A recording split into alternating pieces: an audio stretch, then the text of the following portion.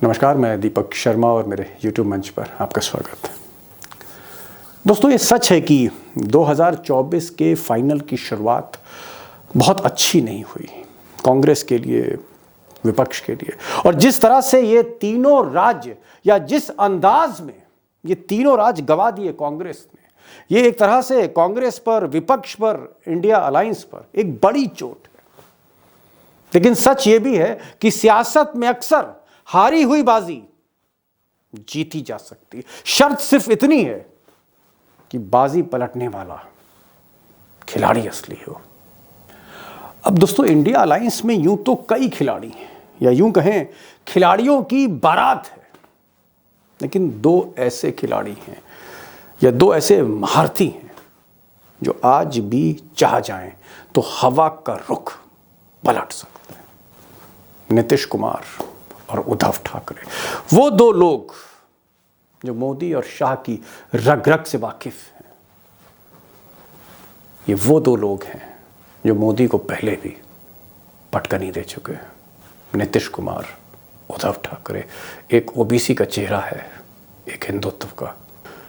अब दोस्तों, आज की जो बड़ी खबर है, जो ब्रेकिंग न्यूज़ है, वो ये है कि इस मायूसी के आलम में नीतीश कुमार ने जैसे तलवार उठा ली। और ये तलवार लेके नीतीश कुमार पटना में कोई हुनर नहीं दिखा रहे। नीतीश कुमार ये तलवार लेके उत्तर प्रदेश में उतरने जा रहे हैं, और वो भी बनारस में, मोदी के गढ़ में, मोदी के क्षेत्र में वो तलवारबाजी करने जा रहे हैं। जनवरी में एक बहुत बड़ी रैली मोदी के गढ़ में नीतीश कुमार करेंगे और वहीं से अपने संग्राम का शंखनाद करेंगे। अगली जो रैली है, उसके बाद की जो रैली है बनारस के बाद, वो अंबेडकर नगर में।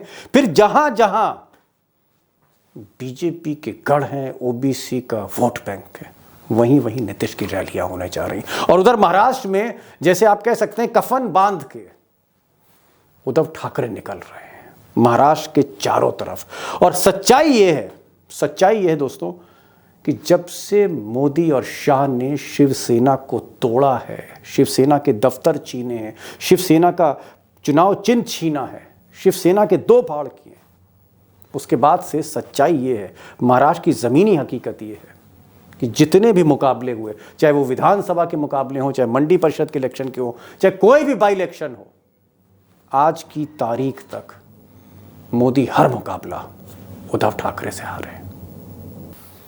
अब दोस्तों, अगर आप हिंदुस्तान की सियासत देखें या पिछले 25-30 साल की सियासत देखें, तो इतिहास साक्षी है, इतिहास गवाह है कि पार्टी के इनसाइडर ने ज़्यादा नुकसान किया है बनस्पत आउटसाइडर ने। यानी कि जो भीतर का व्यक्ति है, वो जब चोट करता है तो बड़ी चोट करता है। और यहां नीतीश कुमार और उद्धव ठाकरे दोनों बीजेपी के भीतर के आदमी हैं। वाजपेयी के टाइम के नहीं, अडवाणी के टाइम के नहीं, मोदी सरकार में नीतीश कुमार और उद्धव ठाकरे की प्लेयर्स थे, की एलाइज थे, और मोदी की रग रग से वाकिफ है। अमित शाह के हर दांव पेच को जानते हैं, किस तरह से चुनाव जीते जाते हैं, किस तरह से चुनाव लड़े जाते हैं, और कौन कौन सी तिगड़म ये गुजरात लॉबी लड़ाती है, करती है। इसको ब्लैक एंड व्हाइट में ना सिर्फ महसूस किया है, बल्कि भीतर तक देखा है नीतीश कुमार ने और उद्धव ठाकरे ने। और आज यही दोनों, जो कल तक मोदी जी के दोस्त थे, आज सबसे बड़े दुश्मन हैं और एक ऐसी बिसात पर बैठे हैं। अगर ये चाह जाएं, अगर ये दोनों चाह जाएं, तो 150 से ज़्यादा सीटों का नुकसान मोदी जी का हो सकता है। और मैं उससे पर्दा उठाने जा रहा हूं कि ये नुकसान क्यों होने जा रहा है। अब दोस्तों, यूँ तो पिछले कुछ दिनों से नीतीश कुमार साहब की जो तबीयत थी वो थोड़ी नासाज थी, वो घर पे ही थे और दफ्तर नहीं जा पा रहे थे। लेकिन जो पॉजिटिव न्यूज़ पटना से आ रही वो ये है कि अब उनकी तबीयत बेहतर है, दफ्तर जाना उन्होंने शुरू कर दिया है। और शायद इसीलिए जो वो प्रोग्राम बना रहे हैं, जो स्ट्रैटेजी बना रहे हैं, रणनीति बना रहे हैं, जनवरी से वो अपना संग्राम शुरू करेंगे। और ये संग्राम बनारस से शुरू होगा, सीधे चुनौती मोदी के। अब नीतीश का जो प्लान है, जो उनके करीबी बता रहे हैं, नीतीश सिर्फ बिहार की 40 सीटों पर कंसंट्रेट नहीं कर रहे, वहाँ तो वो तेजस्वी के साथ कर रहे हैं। और तेजस्वी और नीतीश की जो ट्यूनिंग है, बिहार में ऐसी ट्यूनिंग अभी तक पिछले कुछ दशकों में दो नेताओं के बीच में नहीं देखी गई जो तेजस्वी और नीतीश कुमार में देखी जा रही है। तो 40 सीट बिहार की, उसके बाद 14 सीट झारखंड की। हेमंत सोरेन से बहुत घरेलू रिश्ते हैं, तेजस्वी के मित्र हेमंत सोरेन। और जहाँ तक बात नीतीश की है तो नीतीश भी अपने भतीजे की तरह ही हेमंत सोरेन को देखते हैं। तो झारखंड को आप बिहार का हिस्सा मान लीजिए, वैसे इंडिया अलायंस का वो हिस्सा है झारखंड।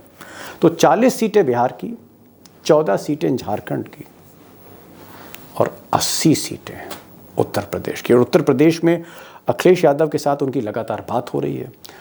इसके अलावा जयंत चौधरी समाजवादी धारा के नेता हैं, आरएलडी के नेता हैं, उनसे बातचीत हो रही है। खड़गे से वो बात करेंगे, हालांकि थोड़ा अभी नाराज़ हैं, लेकिन वो नाराज़गी दूर हो जाएगी क्योंकि टारगेट जो नीतीश कुमार का है वो नरेंद्र दामोदर दास मोदी है। और इसलिए ये जो 134 सीटें हैं, 134 सीटें हैं जहां वो कंसंट्रेट कर रहे हैं। और पिछली बार नीतीश बाबू ने मोदी जी को 2019 में 40 में से 39 सीटें गिफ्ट की थी, 39 सीट्स। और 14 में से झारखंड में 12 सीटें मोदी जी ले गए थे, एनडीए ले गई थी। और उत्तर प्रदेश में तो आप जानते ही हैं 64 सीटें मिली थी एनडीए को, मोदी जी ने 62 सीटें जीती थी। कुल मिलाकर 134 में 115 सीटें मोदी जी ले गए थे। तो ये जो आप कह सकते हैं जो सबसे बड़ी फसल सियासत की 2019 में मोदी जी ने काटी, वो उत्तर भारत के इस क्षेत्र से काटी। 134 में से 115 सीटें ले गए। और यहीं पर, इसी मैदान पर मोदी जी को सबसे बड़ी चुनौती मिल रही है। वो जो उनका साथी था, वो जो उनका पुराना दोस्त था, हमसफर था, हमराज भी था, आज उन्हीं के सामने, उन्हीं के मुखालिफ खड़ा है नीतीश कुमार। और नीतीश कुमार, जैसे मैंने पहले कहा, रग रग से मोदी और शाह के से वाकिफ हैं। और इसीलिए उनकी रणनीति है कि उत्तर प्रदेश में वो कुर्मी वोट बैंक, क्योंकि कुर्मी समाज से नीतीश कुमार आते हैं, 6.5%, 7%, कहीं कहीं 9%, कहीं कहीं 10% भी वोट है कुछ सीटों पे, खासकर पूर्वांचल में। उधर जयंत चौधरी हैं जहाँ जिनके पास एक बल्क जाट वोट है, यादव वोट, मुस्लिम वोट समाजवादी पार्टी लेके चल रही है। इसमें नीतीश चाहते हैं कि कांग्रेस को एक प्रैग्मेटिक आधार पर, प्रैक्टिकल आधार पर कांग्रेस को सीटें दी जाएं। सीटों का भी अरेंजमेंट होगा। अखिलेश यादव की जो बात चल रही है कांग्रेस में, उसमें सिर्फ यही है कि सारी कमान, नीतीश कुमार चाहते हैं कि उत्तर प्रदेश की सारी कमान, सारा फैसला किसी कमलनाथ टाइप के आदमी को ना दी जाए, इस यंग लीडर को दे दी जाए, अखिलेश यादव तय करें किसको कितनी सीटें देनी। क्योंकि आज भी अखिलेश यादव उत्तर प्रदेश में बीजेपी के प्रिंसिपल अपोनेंट पार्टी हैं। तो नीतीश चाहते हैं कि अखिलेश डिसाइड करें। राहुल गांधी जब विदेश से लौट के आते हैं तो ये सहमति होगी, अगली मीटिंग में फाइनल हो जाएगा। 134 सीटों पर नीतीश कुमार का जो प्लान है, हो सकता है आज अमित शाह जीत का जश्न मना रहे हैं, लेकिन कल इस प्लान को पढ़ के भांप कर उनकी नींद उड़ जाए। नीतीश कुमार। अब दोस्तों, अगर इसी सीन में उद्धव ठाकरे आते हैं जो मोदी जी के पुराने साथी ने, तो उद्धव ठाकरे और नीतीश कुमार, ये दोनों मिलकर, यानी आप कहें कि बिहार, झारखंड, उत्तर प्रदेश और महाराष्ट्र, ये चारों स्टेट मिलकर जो आंकड़ा आता है सीटों का, वो 182 है। 182 सीटें हैं यहाँ पर। और इत्तेफाक कहिए या मोदी जी का भाग्य कहिए कि पिछली बार एनडीए ने, बीजेपी ने 156 सीटें, इन 182 में 156 सीटें जीती थी। और उद्धव ठाकरे, या यूं कहें महाविकास अघाड़ी, जो महाराष्ट्र में, जिसमें शरद पवार हैं, उद्धव ठाकरे हैं और कांग्रेस हैं, ये तीनों मिलकर, जिनका परफॉर्मेंस बहुत अच्छा माना जा रहा है। और महाराष्ट्र में जो स्थिति है बीजेपी की आज की तारीख में, जिस तरह से अजीत पवार, एकनाथ शिंदे और देवेंद्र फडणवीस, ये तीनों मिलकर जो सरकार चला रहे हैं, हकीकत ये है, ज़मीनी हकीकत ये है महाराष्ट्र की, कि ये जो दो उप मुख्यमंत्री हैं और जो मुख्यमंत्री हैं, आंख में आंख डाल के तीनों एक दूसरे से बात नहीं करते हैं। ये स्थिति महाराष्ट्र की। और शायद इसीलिए महाराष्ट्र में हर चुनाव महाविकास अघाड़ी जीती है और बीजेपी हारी। तो उद्धव ठाकरे की जो स्ट्रैटेजी है वो ये है कि जो 48 सीटें हैं इन पर कंसंट्रेट किया, ज़्यादा से ज़्यादा सीटों पर शिवसेना लड़ेगी, उसके बाद कांग्रेस है और फिर शरद पवार, क्योंकि शरद पवार का एक बड़ा हिस्सा टूट कर वो अजीत पवार के साथ चला गया। फिर भी शरद पवार फिलहाल महाविकास अघाड़ी में रहेंगे। कुल मिलाकर 182 सीटें हैं, जिसमें 156 मोदी जी ले गए थे। और जो ताज़ा आंकड़े हैं महाराष्ट्र के, ताज़े जो सर्वे हैं, 48 सीटों में अगर बीजेपी 16-17 सीट जीत जाए तो मोदी जी के लिए एक बहुत बड़ी उपलब्धि होगी। अब दोस्तों, अगर आप कर्नाटक देखें, जहां पर बीजेपी की हालत बहुत पतली, क्योंकि कर्नाटक में वाकई कांग्रेस सबसे बेहतर प्रदर्शन कर रही है। और आप कह सकते हैं कि कांग्रेस कर्नाटक में और तेलंगाना में सरप्राइज़ दे सकती है, क्योंकि जिस तरह से परफॉर्मेंस रहा है तेलंगाना का, हाल फिलहाल में जो परफॉर्मेंस रहा है, एक बहुत बड़ा सरप्राइज़, बहुत बड़ा उलटफेर तेलंगाना में किया है। और मोदी जी को अगर झटका लगा कहीं तो तेलंगाना में लगा, जहां वो हैदराबाद का म्यूनिसिपल चुनाव जीतने के बाद उनको लग रहा था कि कॉरपोरेशन का चुनाव वो जीत गए हैं और अब वो कूच करेंगे हैदराबाद की तरफ। अब तेलंगाना में कई सीटें उनके पास आएंगी। हकीकत यह है कि मोदी जी 10 सीट भी नहीं ला पाए तेलंगाना में, और वहाँ कांग्रेस सरकार बनाने लगी। और वही हाल कमोबेश कर्नाटक में। कर्नाटक और तेलंगाना सरप्राइज देंगे, बीजेपी की सीटें कम होंगी। कर्नाटक में पिछली बार 28 में से 26 सीट मोदी जी ले गए थे। उधर बंगाल अगर आप देखें, ममता बनर्जी, तो ममता बनर्जी के गढ़ से 18 सीटें 2019 में मोदी जी ने जीती थी। अब नीतीश कुमार का अगर हम यहाँ प्लान देखें, नीतीश कुमार और उद्धव ठाकरे का प्लान देखें, या यूं कहें कि इंडिया अलायंस के जो सीनियर लीडर हैं, इनका अगर आप प्लान देखते हैं, इनकी कोशिश मोदी जी की जो 303 की टैली है, इसको नीचे लाना है।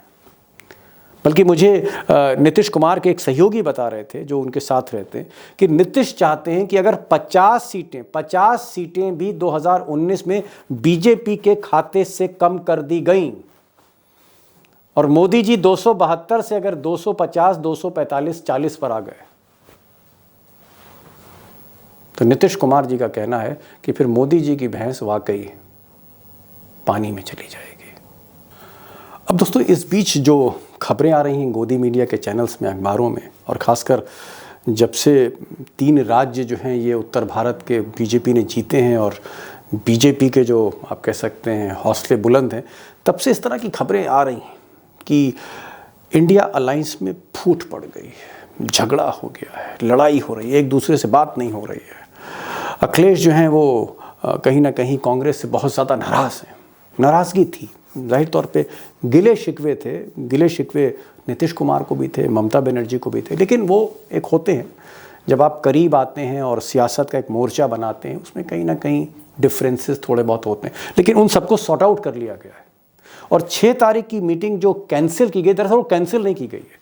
कुछ प्रियर एंगेजमेंट्स ममता बनर्जी के थे, नीतीश कुमार जी की तबीयत खराब थी, राहुल गांधी को बाहर जाना था, इस वजह से उस मीटिंग को अब आगे करेंगे 18 तारीख को, पॉसिबली 18 दिसंबर के आसपास।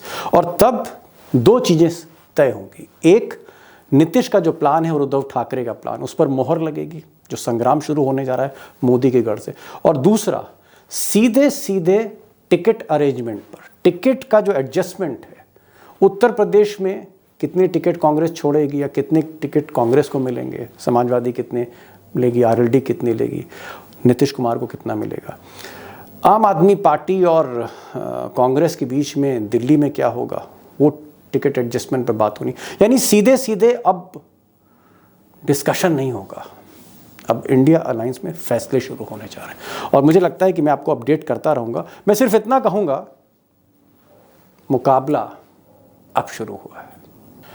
बहरहाल ये आज का वीडियो था, और मेरी कोशिश रहेगी कि अब जिस तेज़ी के साथ पॉलिटिकल डेवलपमेंट्स होंगे, और ख़ासकर ये जो सत्र चल रहा है, शीतकालीन सत्र, पार्लियामेंट का विंटर सेशन, इसके ख़त्म होने के बाद अचानक, चाहे वो बीजेपी हो, चाहे वो कांग्रेस हो, चाहे इंडिया अलायंस के बाकी पार्टी, एकदम से आप देखेंगे कि पॉलिटिकल एक्टिविटीज़ बहुत तेज़ हो गई, क्योंकि चंद महीने बचे हैं फाइनल होने में। मेरी कोशिश रहेगी कि आपको अपडेट करता रहूं। दूसरी चीज़, मैं हमेशा अपेक्षा करता हूं कि आप अपने कमेंट्स ज़रूर लिखिए, आप अपनी प्रतिक्रिया ज़रूर, भले ही वो मेरे मुखालिफ हो या मेरी आलोचना हो या मेरे को कुछ सलाह आपको देनी हो, कोई सजेशन देना हो, खुलकर दीजिए, मैं पढ़ूंगा, कोशिश करूंगा अपने को और बेहतर करने की, आप तक सही खबर पहुंचे। और सबसे बड़ी चीज़, अगर इस चैनल को आपने अभी तक सब्सक्राइब नहीं किया तो प्लीज़ प्लीज़ इस चैनल को सब्सक्राइब करिए, दोस्तों से कहें कि वो भी इसको सब्सक्राइब करें, लाइक करें। यही आज कहना था। फिर मिलते हैं नई वीडियो के साथ। तब तक के लिए नमस्कार।